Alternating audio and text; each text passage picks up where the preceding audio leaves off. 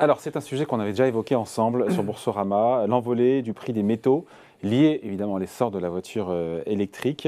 Vous les connaissez, le lithium, le cobalt, le nickel et d'autres, ces métaux stratégiques qui sont incontournables, indispensables pour fabriquer donc des batteries. Mais, la fête est peut-être bientôt finie, c'est ce que nous dit en substance Goldman Sachs. Bonjour Laurent. Bonjour David. Laurent Grassin, directeur de la rédaction de Boursorama. Avant qu'on entre dans le détail de cette note quand même qui est à contre-courant, on peut dire qu'elle a fait son petit effet sur les acteurs du secteur. En même temps, c'est Goldman Sachs qui parle. Hein. C'est vrai.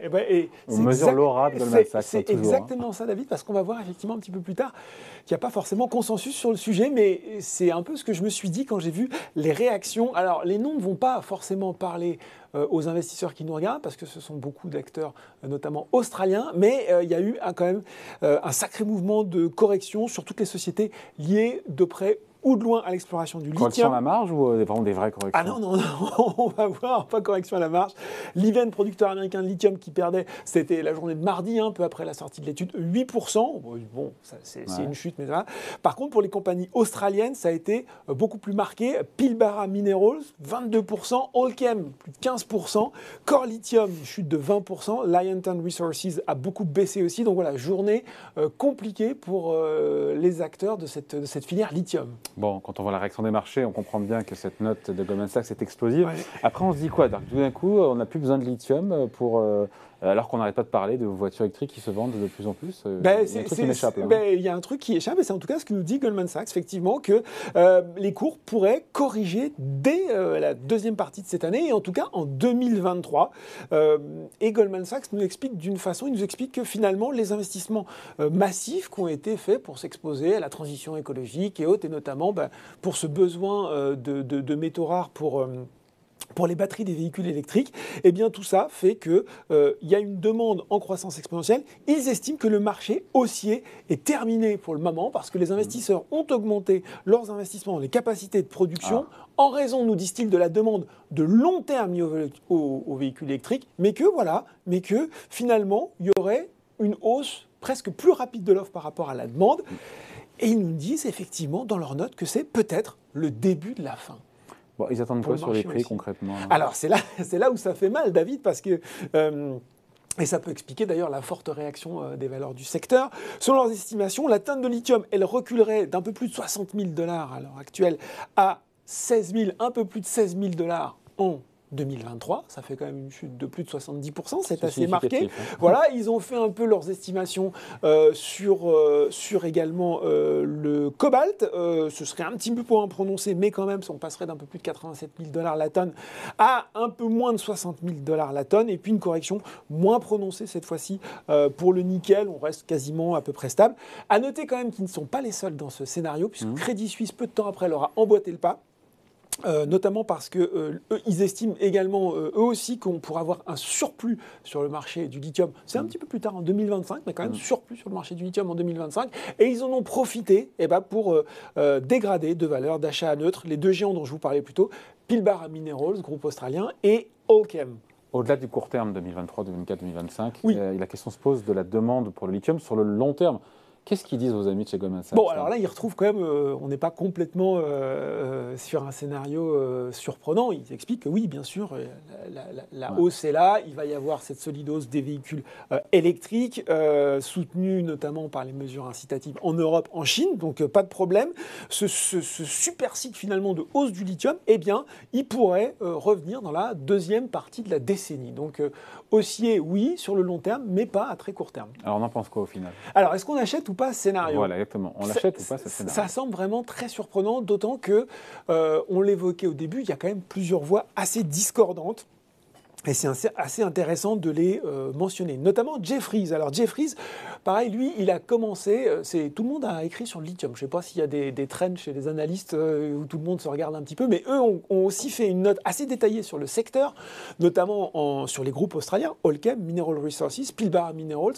Vraiment, si vous vous intéressez au secteur, c'est vraiment les groupes à suivre. Et alors, David, on peut signaler que les analystes ont de l'humour parce que leur note, elle s'appelle Lithium Nirvana, référence au groupe de rock américain. Et eux nous expliquent quoi? Ils nous expliquent que oui, sans doute, il y a de la volatilité à court terme parce que les prix se sont vraiment emballés récemment. Donc il peut très bien y avoir comment dire, une mesure de correction sur les prix à très court terme, pas forcément parce qu'on serait sur un excès d'offre, mais plutôt parce que les entreprises ont plutôt tendance à stocker en ce moment. Donc c'est ce qui nous explique. Ceci dit, eux, alors que chez Goldman Sachs et Crédit Suisse, on est sur une situation de surplus dès l'année prochaine ou en 2025, eux nous expliquent plutôt que les prix devraient revenir à des niveaux normaux à partir de 2025-2026. Donc on est vraiment pas du tout dans la même approche. Eux d'ailleurs sont vraiment à l'achat sur les groupes cités, notamment Allkem, Ganfeng aussi, qui sont les groupes chinois, ou Lithium America. Et puis il y a aussi un analyste intéressant, là on va rentrer un peu dans la technique, mais bon, on parle de métaux, il faut aussi s'y intéresser.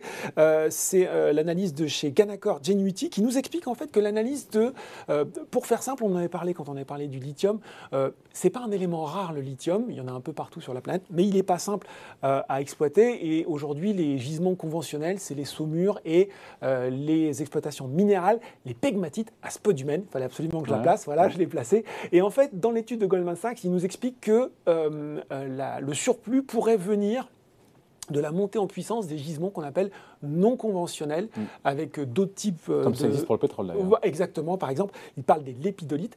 Et là, l'analyse de chez Canaccord nous dit, tout ça c'est bien beau, mais ça ne va pas se passer sans doute aussi simplement que ça. Ce sont des gisements qui sont, puisqu'ils sont non conventionnels, comme plus pour le pétrole, plus difficiles, plus coûteux également, et qu'à chaque fois qu'on nous a vendu un petit peu ces gisements non conventionnels, il y avait du retard parce que ça ne démarrait pas comme ça, et c'était pas aussi simple. Donc pour lui,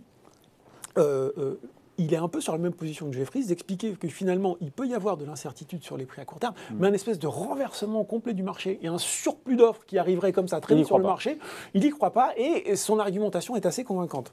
Bon, on finit là-dessus, juste peut-être demander aux industriels ce qu'ils en pensent. Eh ben oui, c'est ça qui en consomment. Et puis c'est ceux qu'on consomme, puis c'est eux qui aussi payent la facture. Et on voit que eux non plus ne sont pas finalement dans une optique de se dire chic, les prix vont s'effondrer dans les mois qui viennent. Ils aimeraient bien.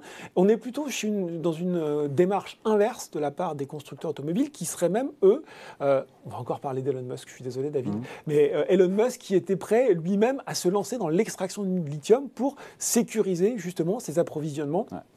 Parce qu'il est en train de voir les prix exploser. On voit que de plus en plus de constructeurs automobiles sont en train de se poser la question. On rappelle quand même qu'a priori la demande, puisqu'on va quand même se baser sur les fondamentaux, elle devrait tripler dans les années qui viennent jusqu'en 2025. Donc là aussi, on voit bien quand même, il y a une certaine chose, que pour mettre une mine en exploitation, ça ne se fait pas du jour au lendemain, ça prend des années. Donc là aussi, voilà. Et ce qui est intéressant finalement, c'est qu'on va peut-être terminer là-dessus. Eramet, lui, est en train de chercher le français Eramet qui produit du nickel, mais pas que, qui cherche aussi à se diversifier, est en train d'essayer de démarrer de nouveaux sites de production en Amérique du Sud, puisqu'on sait que voilà, les lieux de production, c'est surtout Amérique latine, Amérique du Sud et Australie, justement parce qu'ils ont bien identifié l'intérêt des constructeurs automobiles sur le sujet. Et il expliquait, c'est le nouveau il est directeur de la stratégie du groupe, Geoff Streeton, qui est un Australien, il a été choisi, je pense aussi pour ça. La meilleure manière de répondre aux inquiétudes de l'industrie automobile ou de toute autre industrie est de se concentrer sur le développement de projets à même de garantir que notre offre augmente autant que la demande. Donc on voit bien que de leur côté, la demande est là et que l'offre, elle va plutôt devoir suivre qu'être en excès. Donc Goldman Sachs, à prendre avec des pincettes. À prendre avec des pincettes, oui. Allez, merci beaucoup. Explication signée Laurent Grassin, directeur de la rédaction de Boursorama. Salut.